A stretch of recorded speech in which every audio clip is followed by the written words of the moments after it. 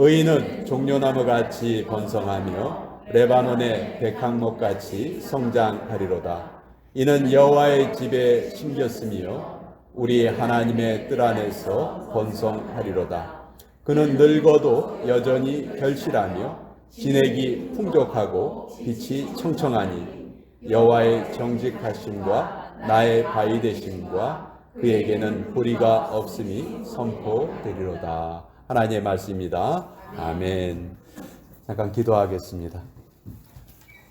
아버지, 이 시간 성령의 권능으로 우리의 마음을 활짝 열어주시기 소망합니다.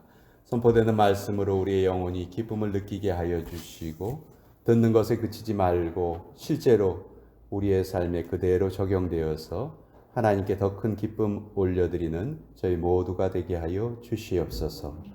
예수님의 이름으로 기도합니다. 아멘.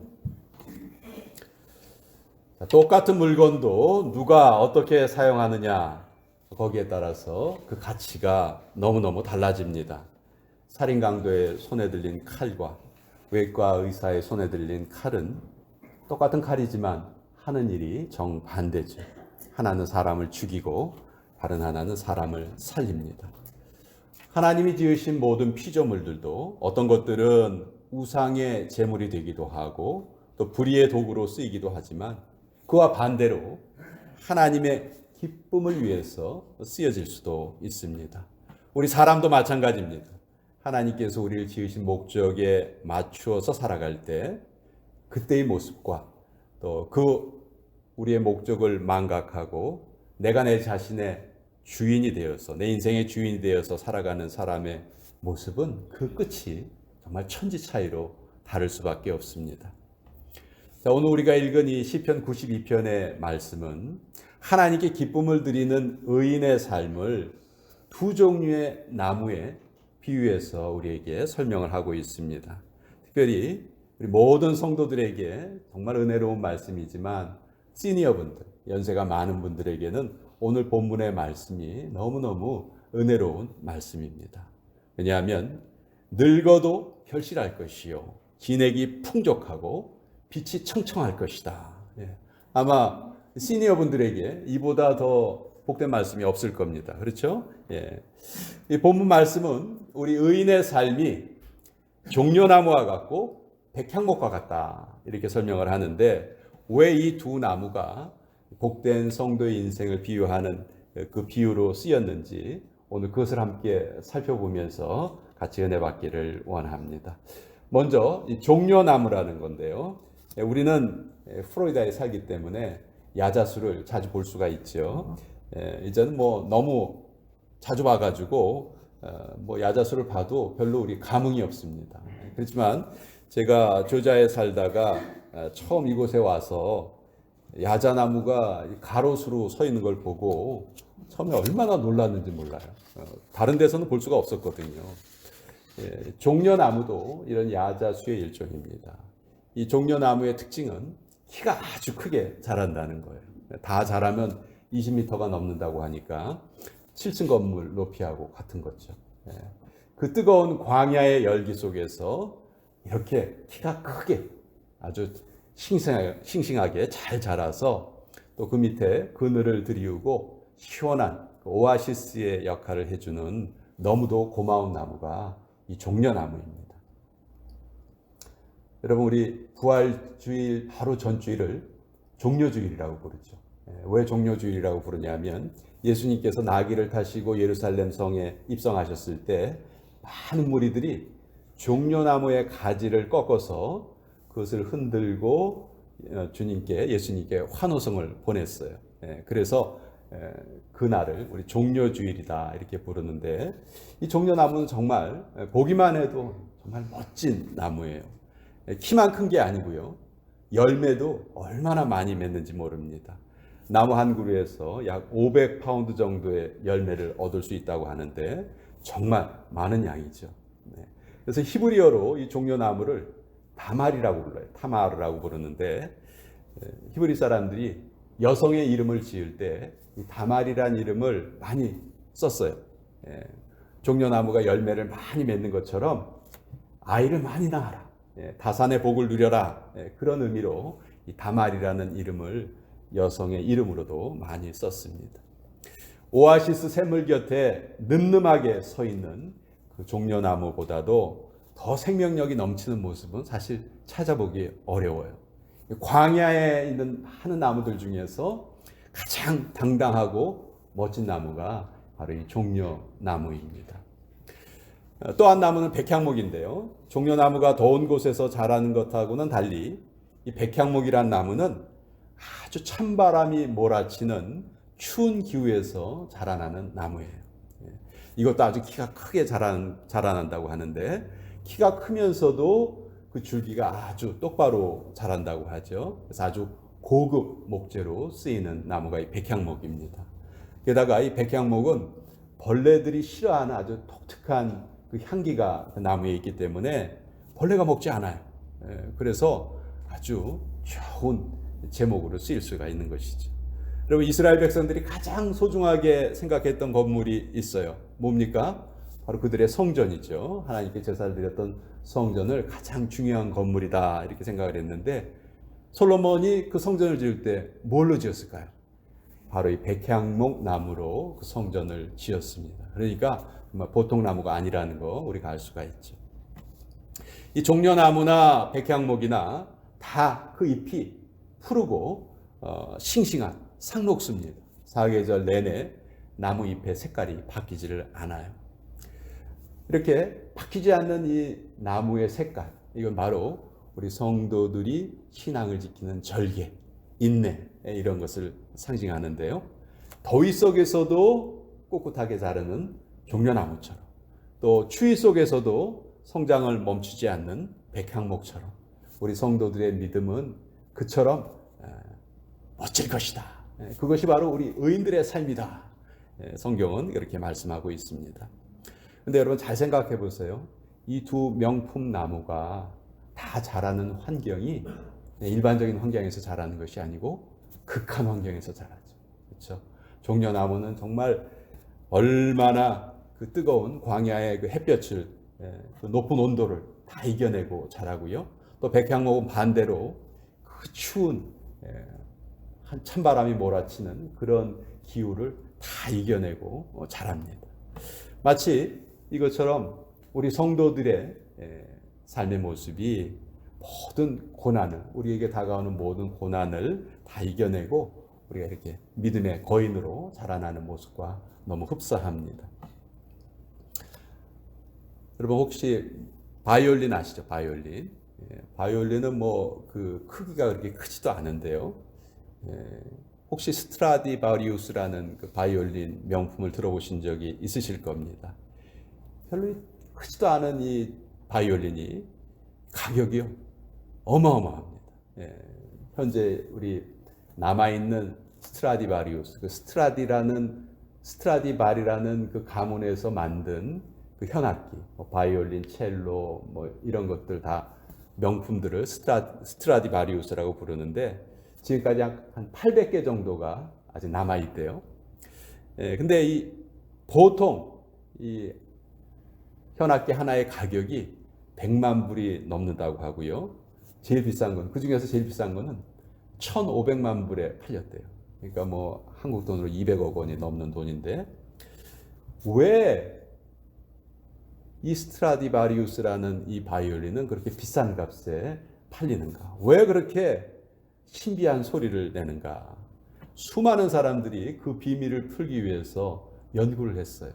그러다가 결국 스위스의 한 연구소에서 그 비밀을 밝혀냈는데, 이 스위스의 연구소에서 조사한 바에 의하면 1645년부터 1715년 사이에 약 70년 동안 이태리 지역에 엄청난 한파가 몰아쳤대요. 그래서 그 기간 동안 이태리 지역 전역이 참 추위 때문에 고생을 했는데, 바로 이때 1645년서부터 1715년 사이에 자랐던 나무들, 그 나무를 가지고 악기를 만든 것이 바로 이 스트라디바리우스라는 거예요. 왜냐하면 이 추운 지방에서 자라는 나무는요, 자라는 속도가 아주 천천히 자란대요. 조금 조금씩. 대신 그렇게 천천히 자란 나무는 탄력성이 일반적인 나무보다 월등 뛰어나다고 합니다. 그래서 그때 자란 나무로 만든 이 바이올린이 그렇게 아주 신비한 소리를 낸다는 것이죠. 그래서 비싸게 팔리는 거예요. 여러분의 삶에 고난이 있으십니까? 그러면 하나님께서 나를 종려나무처럼 백향목처럼 멋지게 키우시는구나. 나를 스트라디바리우스로 만들어 가시는구나. 여러분 그렇게 생각하시고 감사하시기 바랍니다. 여러분 우리 주변에 동물도 있고 식물도 있죠. 동물과 식물은 둘 다 살아있는 생명체예요. 근데 차이점도 많아요. 가장 큰 차이점은 뭘까요? 아마 스스로 움직일 수 있느냐 없느냐 그 차이일 거예요. 동물은 움직이지만 식물은 못 움직이죠. 그 외에도 동물은 새끼를 낳거나 알을 낳죠. 근데 식물은 그러질 못해요. 대신 씨앗을 만들죠. 또 잘 생각해 보면 동물은 음식을 먹고 배설을 해요. 근데 식물은 배설 작용이 없어요. 그렇죠? 영양분을 빨아들이기만 하고 배설을 하지는 않습니다. 또 짝짓는 것도 다르죠. 식물은 자기 힘으로 결혼을 못해요. 벌이나 나비나 새 같은 중매쟁이들이 있어야지만 꽃가루가 옮겨지고 그래서 결혼할 수 있죠. 반면에 동물들은 스스로 자신의 짝을 선택하고 또 결혼할 수가 있습니다. 또 동물은 산소를 마시고 이산화탄소를 내뿜지만 반대로 식물은 이산화탄소를 들이마시고 또 산소를 내어놓습니다. 자, 이렇게 살펴보니까 동물과 식물이 참 차이점이 많은 것 같아요. 근데 제가 생각하는 또 하나의 차이점은 성장한 후에, 나이가 든 후의 모습도 좀 다르다는 거예요. 대부분의 동물들은 나이가 들면 기운이 좀 약해지죠. 또 모습도 좀 약해지는 것처럼 보여요. 근데 식물은 그렇지 않습니다. 오히려 나이가 들면 들수록 더 중후해 보이고 더 멋져 보이는 경우가 많죠. 우리 사람도 저희도 동물이에요. 그러다 보니까 나이가 들면 어쩔 수 없이 조금씩 약해지기도 하고 그러죠. 젊어서는 뭐 철야 기도를 해도 끄떡 없었어요. 근데 요새 철야 한번 하고 나면 그 회복하려면 한 일주일, 2주일 걸립니다. 젊어서는 세수를 안 해도 얼마든지 당당하게 밖에 돌아다닐 수 있었지만 나이가 들고 나니까 화장도 해야 되고 분장도 해야 되고 위장도 해야 되고 변장까지 해야 이제 우리가 외출을 할 수가 있습니다. 그런데 오늘 말씀은 얼마나 놀라운 말씀이냐면요. 우리 하나님의 백성들은 늙어도 결실할 것이요, 늙어도 진액이 풍족할 것이요, 늙어도 빛이 청청할 것이다. 이렇게 말합니다. 나이가 들면서 오히려 더 멋지게 바뀐다. 아니, 어떻게 그럴 수 있죠? 그 비결이 13절에 있어요. 여러분 오늘 이 13절에 있는 비결을 꼭 기억하고 돌아가세요. 13절에 뭐라고 기록되어 있냐면 이는 여호와의 집에 심겼음이요. 우리 성도들이 크게 번성할 수밖에 없는 이유, 나이가 들어도 청청함을 누리는 이유가 무엇인가? 그것은 바로 여호와의 집에 심겨졌기 때문에 그렇다는 거예요. 이 말씀은 우리를 나무에 비유하고 있죠. 우리를 나무로 표현하신 거예요. 여러분 나무가 스스로 자기 자신을 심습니까? 나 여기서 자라야 되겠다. 그리고 나무가 거기 딱 자리 잡고 스스로 자기가 뿌리를 내리나요? 그러지 않죠. 나무는 스스로 그 자리를 잡을 수가 없어요. 반드시 누군가가 대신 심어줘야 되죠. 그래야 그 자리에서 자랄 수가 있는데 바로 우리는 하나님께서 심어주신 나무와 같다. 그래서 시편 1편을 보면 악인은 바람에 나는 겨와 같다 이렇게 말하고 복 있는 사람은 어디에 심겨진 나무죠? 시냇가에 심겨진 나무와 같다. 자, 여호와의 집에 심겨졌다. 이게 무슨 뜻일까요? 비유적인 표현인데 우리들의 삶이, 우리들의 삶의 밑바탕이 예수 그리스도에게 뿌리를 내리고 있다 하는 그 말씀이에요. 이것이 여호와의 집에 심겨졌다 하는 그 말씀입니다. 여러분, 수명이 긴 나무, 잘 자라는 나무일수록 뿌리를 내릴 만한 곳에 뿌리를 내리고 있습니다. 엉뚱한 곳에 뿌리를 내리면 제대로 잘 자라지 못하죠. 그래서 우리도 반드시 여호와의 집에 심겨져야 되는데요. 여러분, 우리는 스스로 생각하기를 나는 이 교회 내가 선택해서 찾아왔어 이렇게 생각하지만 그렇지 않아요. 우리를 이곳에 심으신 분이 바로 하나님이시라는 사실을 여러분 꼭 믿으시기 바랍니다. 우리가 하나님의 뜰 안에 심겨졌다는 걸 알고 이제는 여기에서 잘 뿌리를 내리고 자라야 돼요. 이것을 깊이 뿌리를 내려야 됩니다. 여러분, 이 세상의 유일한 소망은 바로 교회예요. 이 세상에서 유일하게 절망을 모르는 공동체 바로 교회입니다. 여러분의 소망이 나 호화로운 너싱홈에 심겨지는 게 좋겠다 이렇게 생각해서는 안 돼요. 여호와의 집에 심겨지신 것을 먼저 소망하시기를 부탁을 드립니다. 이렇게 여호와의 집에 심겨진 성도들은 나이가 들어도 결실하는 삶을 살아갈 것이다. 성경은 약속하고 있습니다. 진액이 풍족할 것이요.